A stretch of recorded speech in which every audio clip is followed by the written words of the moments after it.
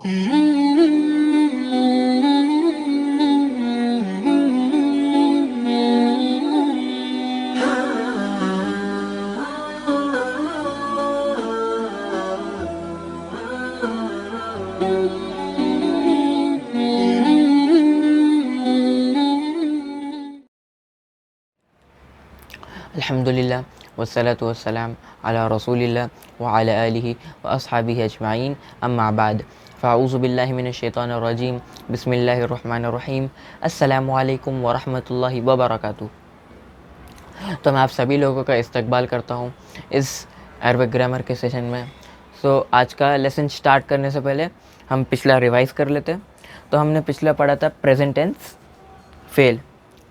इसमें हमें सिर्फ एक ही चीज़ याद रखना है, वो है हमारा टेबल। तो आइए एक बार टेबल पढ़ लेते हैं।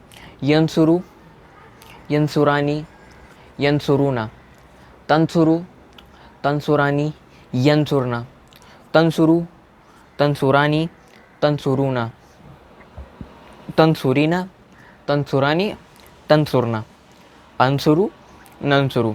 ये था हमारा प्रेजेंट टेंस का टेबल। ओके, तो आपको वैसे ही दोनों टेबल्स याद रखने, पास्ट और प्रेजेंट बहुत ज़्यादा इम्पॉर्टेंट है, ये दोनों भी। ओके, तो अभी जब मैं चालू कर रहा हूँ, तो जब मैं शुरू कर रहा हूँ तो मैं आपको एक बात बताना चाहता हूँ कि अगर आप गौर करे होंगे कि हमने जब भी एग्जाम्पल लिया है प्रोनाउन डूअर का, तो प्रोनाउन हर वक्त एक डूअर का काम कर रहा है। ओके, जब तक हमने जो भी एग्जाम्पल्स लिए सेंटेंसेस में, उसमें हमारा प्रोनाउन ही डूअर है। ओके, जैसे कि हमारा हुआ है, उसके अंदर वो इनसाइड डूअर है, हमारा प्रोनाउन ही हर एग्जाम्पल में डूअर का काम कर रहा है। लेकिन असलियत में ऐसा नहीं है। प्रोनाउन के अलावा भी बहुत वर्ड्स डूअर के जैसा काम करते हैं, जैसे कि उसमें हमारे हो गए प्रॉपर नेम्स। ओके, हमारे प्रॉपर नेम जैसे कि जैद हेल्प, इसमें प्रोनाउन नहीं है लेकिन इसमें डूअर हमारा जैद है। ओके, तो ऐसे ही डूअर्स है। तो मेनली जो डूअर्स है ये हमारे प्रॉपर नेम्स, तो ये हमारे डूअर्स है। और ऐसे ही नहीं कि सिर्फ प्रोनाउन ही डूअर्स का काम कर सकते, ये प्रॉपर नेम्स भी डूअर का काम करते हैं। तो इसलिए एक ऐसा कॉन्सेप्ट आया अबाउट आउटसाइड डूअर्स। ओके, अब ये जो हमारा हुआ, हुमा, हुमे, इन्हें हम कहते हैं इनसाइड डूअर्स। और ये जो है अभी हम जो कॉन्सेप्ट पढ़ने वाले, ये है आउटसाइड डूअर्स। तो आउटसाइड डूअर्स की मतलब अभी हमें पहचानना है आउटसाइड डूअर है, तो हम इन्हें पहचानेंगे कैसे। तो पहला, हम जो फेल पे है, वो फेल हुआ और हिया फॉर्म में रहना चाहिए। What do I mean by हुआ हिया फॉर्म। और एक बात कि ये जो एलिजिबिलिटी टेस्ट है आउटसाइड डूअर्स, ये दोनों में भी है, पास्ट टेंस में भी है और प्रेजेंट टेंस में भी है। Okay, now what do I mean by हुआ हिया फॉर्म। अभी प्रेजेंट टेंस में समझो एक वर्ड आ गया, जैसे कि अभी हम वर्ड ले लिए नसरा। तो इसका पहला एलिजिबिलिटी टेस्ट ये कि अगर आपको पहचानने के आउटसाइड डूअर है, वो जो फेल है वो हुआ हिया फॉर्म में रहना चाहिए।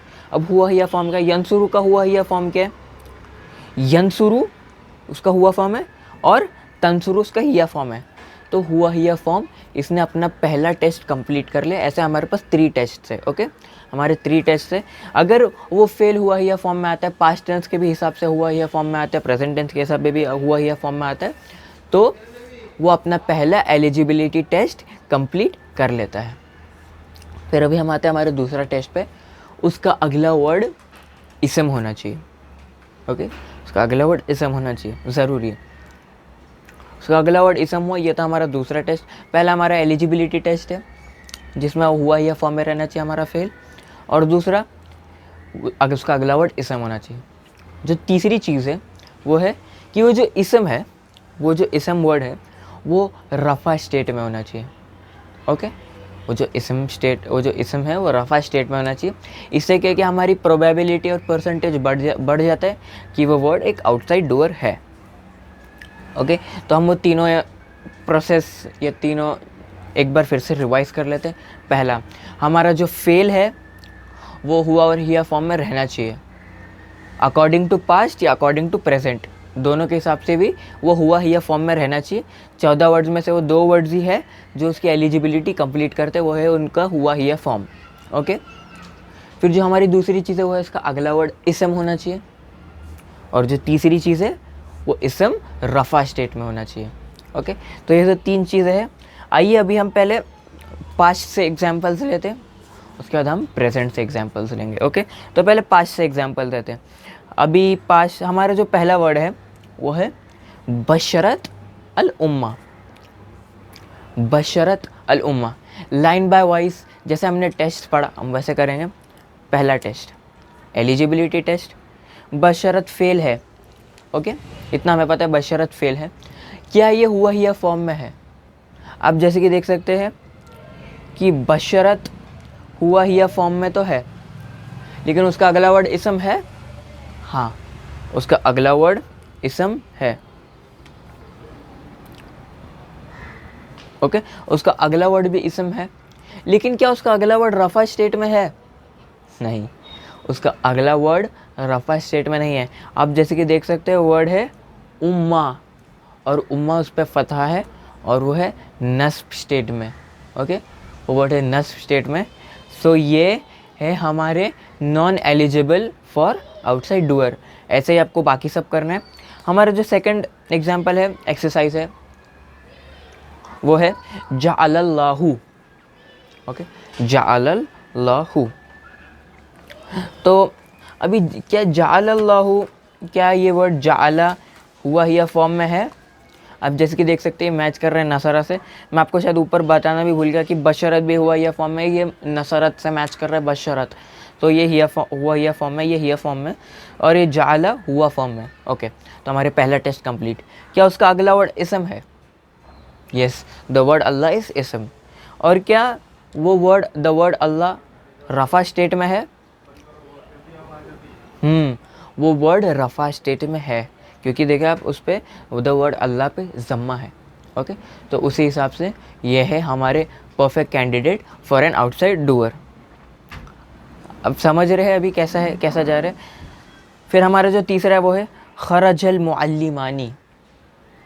ओके, खरजल मुअल्लिमानी, क्या ये आउटसाइड डूअर है या नहीं? अभी आप करके बताइए, ये आउटसाइड डूअर है या नहीं?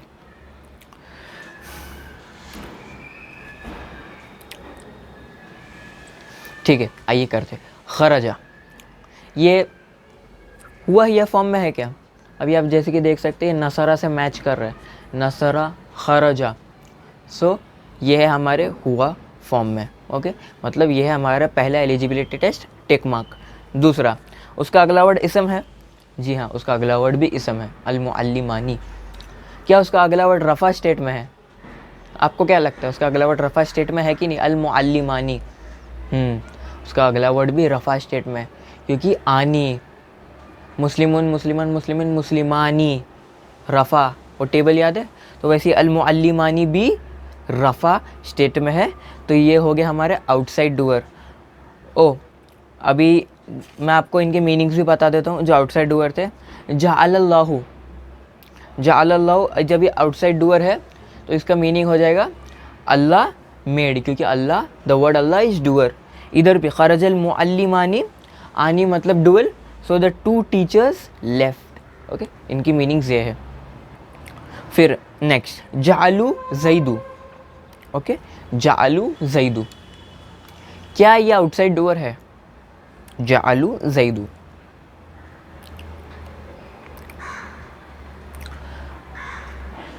बहुत सारे लोग को लग रहा है कि आउटसाइड डूअर है, लेकिन नहीं, ये आउटसाइड डूअर नहीं है। अब वो कैसे? आप देख सकते हैं कि इसका पहला वर्ड ही मैच, इसका पहला टेस्ट ही ये कंप्लीट नहीं कर पा रहा है। ये जालू है, ये मैच हो रहा है नसरू से, और नसरू हुआ या फॉर्म में नहीं, ये हुम फॉर्म में, ये हुम के फॉर्म में, और हमें चाहिए सिर्फ हुआ या फॉर्म। तो ये अपना पहला टेस्ट ही फेल कर देता है। और ये इसमें ऐसा है कि अगर इसने एक भी टेस्ट फेल कर दिया तो ये इसका आगे नहीं जा सकता। इसको हर एक टेस्ट पास करना होगा, या तो ये है या तो ये नहीं है। ओके, तो आप जैसे कि देख सकते हैं पहला टेस्ट ही पास कर लिया, जबकि इसका अगला वर्ड रफ़ा है और इसम भी है, इसम विद रफ़ा, लेकिन ये अपना पहला टेस्ट ही नहीं मैच कर पाए, करेक्ट कर पाए, टिक मार्क नहीं कर पाए, तो ये हमारे आउटसाइड डूअर नहीं है। ओके, अभी हम थोड़े पास्ट के एग्जांपल्स देख लिए। अभी आइए, अभी हम थोड़ा प्रेजेंट में आ जाते हैं। ओके, 1 मिनट, सॉरी, अभी हम थोड़ा प्रेजेंट में आ जाते हैं। तो आप लोग भी अपने सामने प्रेजेंट टेंस का टेबल खोल के रखें मैच करने के लिए। आपको टेबल वैसे याद होना चाहिए। तो प्रेजेंट टेंस, हमारा जो पहला वर्ड है वो है युबशिरु खालिदुन। ओके, युबशिरु खालिदुन, क्या ये आउटसाइड डूअर है कि नहीं। अभी आपको प्रेजेंट टेंस के हिसाब से देखना है कि ये हुआ हिया फॉर्म में है कि नहीं। ओके, जैसे कि उधर नसरत था, वैसे इधर भी यंसुरु और तंसुरु है, तो इनके हिसाब से ये हुआ हिया फॉर्म है और वो पास्ट टेंस के हिसाब से वो हुआ हिया फॉर्म है। तो आप देखें कि ये युबशिरु खालिदुन ये आउटसाइड डूअर है कि नहीं है।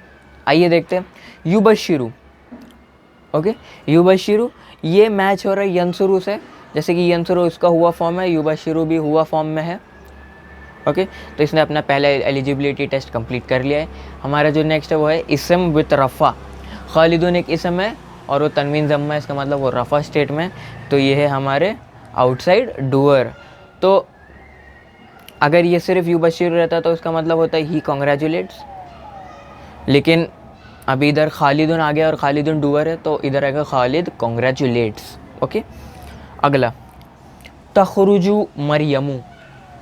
ओके, तखरुजु मरियमु, क्या ये आउटसाइड डूअर है कि नहीं। नहीं, आउटसाइड डूअर नहीं है नहीं नहीं, ये आउटसाइड डूअर है। ओके, अब ये कैसे, क्योंकि तखरुजु तंसुरु से मैच हो रहा है। टेबल में देखें तखरुजु भी हिया फॉर्म में है। ओके, तो इसने अपना पहला टेस्ट कंप्लीट कर लिया है।